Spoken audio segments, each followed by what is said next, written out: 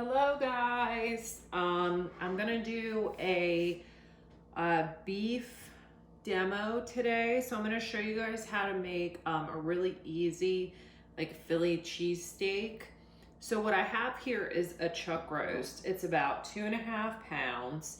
And you can see that the chuck roast is not really a lean meat. It has quite a bit of marbling and connective tissue, fat.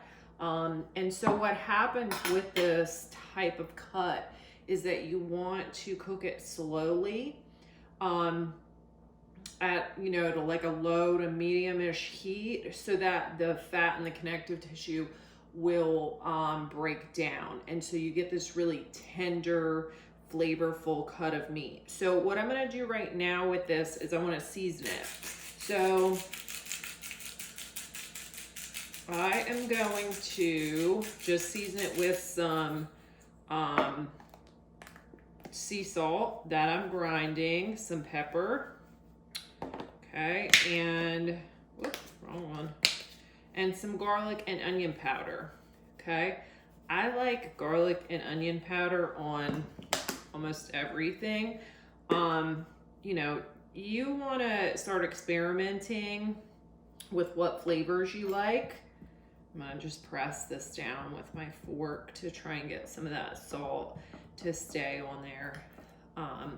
So I know that I like those two flavors in a lot of my dishes. So especially like red meats, I really, really like a combination of garlic and onion powder. Okay. So yeah, I just touched my face, so that was not good. That was poor personal hygiene right there. So I'm not gonna touch the meat after I do that. I should have gone and washed my hands. Okay, so there's some salt. Should have put the salt on first. Put the salt on first on the other side, and it kind of hit that the moisture of the beef and soaked in a little bit more. Now this has the powder as the first layer, and so the salt's kind of just sitting there. But since I'm not going to turn it over, I think it should be okay. So I'm gonna press that salt down a little bit. And I actually am probably going to, and I have like salt all over because it just bounced off. You can put a little bit more salt. This is a very big cut of meat. So I wanna season it fairly heavily, okay? So what I'm gonna do is I'm gonna let this sit. Now I always tell you don't let your meat sit out at room temp. But I'm gonna let this sit out at room temperature for about 10 minutes. And what that's gonna do is it's gonna kind of let the seasoning absorb a little bit before I sear it. So I'm gonna sear this in a hot pan. Then I'm gonna transfer it to a slow cooker, put some French onion soup in it, and that's it. And it's gonna cook. And then later tonight, I'm gonna shred it up and put it on sub rolls for Philly cheesesteak. Okay, so I have been letting my beef sit. So it's my seasoned chuck roast, all right? Probably sat for 10, 15 minutes. Now, this step is not like 100% you have to do it, but it makes a big difference, okay? I'm gonna sear it before I put it in the crock pot. And what this sear is gonna do is it's gonna lock in some flavor. It's also going to help with texture, and it's gonna help with color too. So if I were just to throw this straight in the crock pot, which I could do, I would have kind of a gray meat when it came out. And I want something that looks appetizing, okay?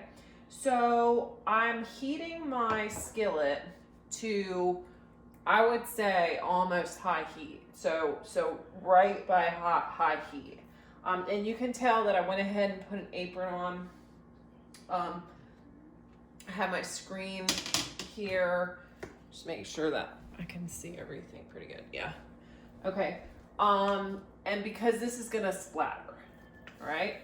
So I've got my this is a huge hunk of meat, all right? Actually, this could probably have been hotter. So when I put this down, I wanted this to really have a sizzle. It did not. So I did not let this heat up enough. So I cranked it up, okay? And then I'm gonna put my lid on right here, my not a lid, because if I put a lid it'll steam, but my screen. So the screen is great because it's micro thin and it helps prevent the oil splatter. So I'm not getting hit by oil. And it helps so that there's not oil everywhere, big mess. But it also helps moisture to escape. So you're not steaming whatever it is that you're trying to sear. So this is like one of my favorite tools in the kitchen. Okay, so you can hear it right now, all right? So this is gonna take a minute or two on each side. I just wanna show you the coloring that I'm looking for. I'm not gonna make you sit here and watch this the whole time, okay?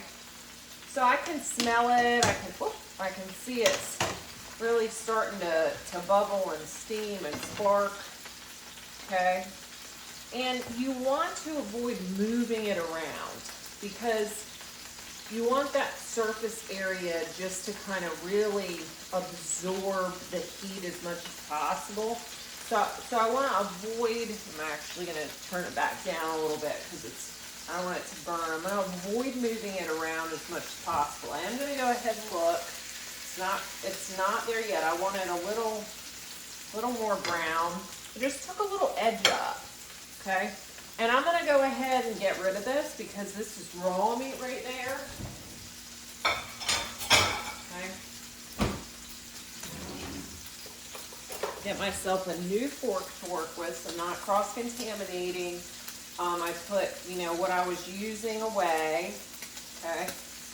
All right, so this should be, so I'm taking my screen off, being very careful. I'm moving my oil back around. Okay, so there is a sear. I could have let it sear a little bit longer, but I just wanted you guys to see that. Now, I'm going to lift it up, and it's not time for me to lift it up, but I just want to show you the technique real quick. I'm going to kind of lift it up on its side. I want to sear every side, okay? So I don't want these outer edges because there's fat on them, and that fat is so much better if it's seared. So I'm going to stand it up, and I didn't put too much oil in there, so it's not really hitting me that much. I can feel it a little bit, but I'm standing this up and just kind of hitting the sear on it, okay? All right, and let's see. Oh man, look at that. That's beautiful, okay? So I'm going to do that with all these different sides. I'm going to leave it down for another minute on that bottom side, and it's going to be a really nice golden brown. Then I'm going to show you what to do when it's done, when it's all seared. Take about 5 minutes to do this total, and then I'm going to put it in my crock pot. Okay, so I'm ready to take my beef roast out, and I have sprayed my crock pot. I'm just going to lay it right in the bottom. I'm going to kind of have to move it around a little bit because it's too big for the crock pot. So it's kind of laying like that, and that's okay. And this is a well-used crock pot. This thing is really old, so excuse like the exterior. So there's all these brown bits on the bottom of the pan. So I have my can of French onion soup. Okay, I'm gonna pour this in the bottom of the pan. All right, I'm gonna make sure that I got everything out of it. Okay, and I have a rubber whisk. Okay, and I am putting just probably like a tablespoon of water. I'm gonna take this rubber whisk, this soup, and I'm gonna kind of move this around to dislodge these brown bits in the bottom because that's just full of flavor. Unless you've completely burned it, this is a great way to add additional flavor, okay? Now, I could have done some chopped onion, some garlic cloves, put that on the bottom. I could have done some mushrooms on top too, if you like that, or sliced pepper, but the kids don't like that. My kids don't like that. So I can do that on the side on my own, for my own Philly cheesesteak, but I'm gonna make it really easy on myself. And you know, did I have to do this step to add it to the pan? It's called deglazing. No, I didn't have to do that. I could have just poured this right on top, okay? But I did do that extra step just to give it a little bit of extra flavor. And then I'm going to pour this right on top. Now, the recipe online for this is where I got this recipe, somewhere online, said to add an extra can of water. I've done this recipe before, and it doesn't need that extra cup of water. It doesn't need that extra liquid. So this is plenty of liquid in here. So what I'm gonna do, it's almost noon, so I need to crank this up to high to get it to cook in about 4 hours. So I'm gonna turn it up to high. So that's gonna give me 12, 1, 2, 3. That's 4 o'clock. If I need an extra 2, that's around 6. And that's gonna be just in time for dinner. So I will show you how I shred this, make the sandwiches later, and plate it. Okay, so it has been 5 hours since I put this roast in. Okay, and I'm gonna show it to you. So it's very, very hot. You can see all that steam coming out. I had it on high for 5 hours. So even on high, a crock pot is kind of like a low and slow cook, okay? So that's what you want with this cut of meat. Now, I gotta be careful because the meat is falling apart. So remember I had that big, thick cut of meat? It's literally just coming apart everywhere, okay? Whoops, so I'm taking it out in pieces. I'm making sure that I'm not going to burn myself, okay? So I have some, ooh!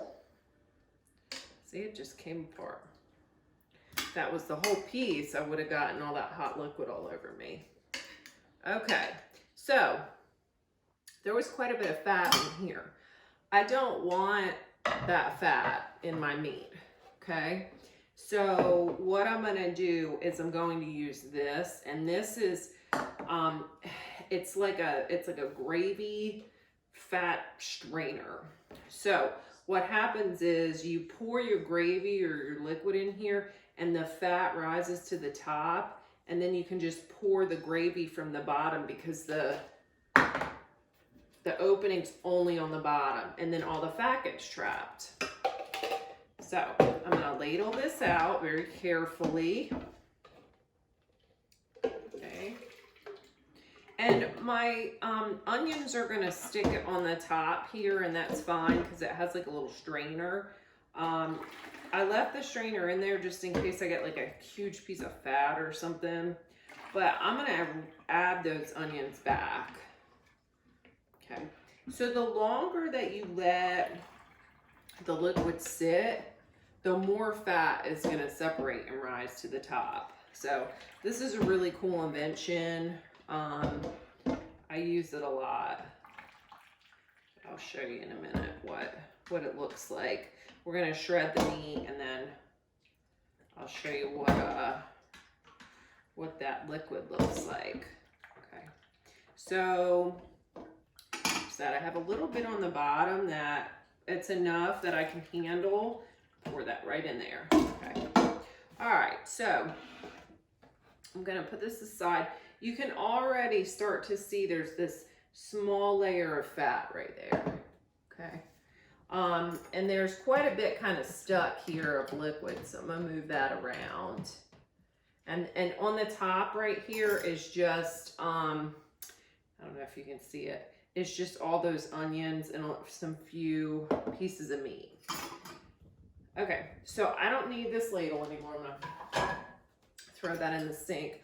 So what I'm gonna do with this meat is I'm just gonna take 2 forks, just like you would do with barbecue, and I'm just going to begin to shred it, okay? And it's coming apart very easily. Now, when I come across some big pieces of fat, I'm just gonna kind of put those on the side. Like, I'll show you. There's a giant piece of fat right there. So I'm putting that on the side here, okay? Just kind of going through here. There's a piece of gristle right there. I'm gonna get out in a second. So I've just gone ahead and I'm shredding my meat up. Okay. Real quick. Doesn't have to be perfect. It's going on a sandwich, but any large chunk of fat you can take out if you don't want that. Some people really like it. But since I'm doing a, you know, like a sub with it, I'm gonna go ahead and take it out because you don't want to bite into a big piece of fat. Now, if you were doing like a stew or something like that, you might, some people like to keep it in. Okay. All right, so there's a few end pieces that are a little tough, and that's okay. So I'm gonna tell you why. Okay. So I have this all nicely shredded. You can see this meat. Okay. So I'm gonna get and I'm actually gonna add this back to my crock pot. And as I'm adding it, I'm looking to make sure there's nothing in there that I don't want. There's not some huge piece of fat. Okay. Adding that back. Okay. All right, so what I'm gonna do is, I just got this.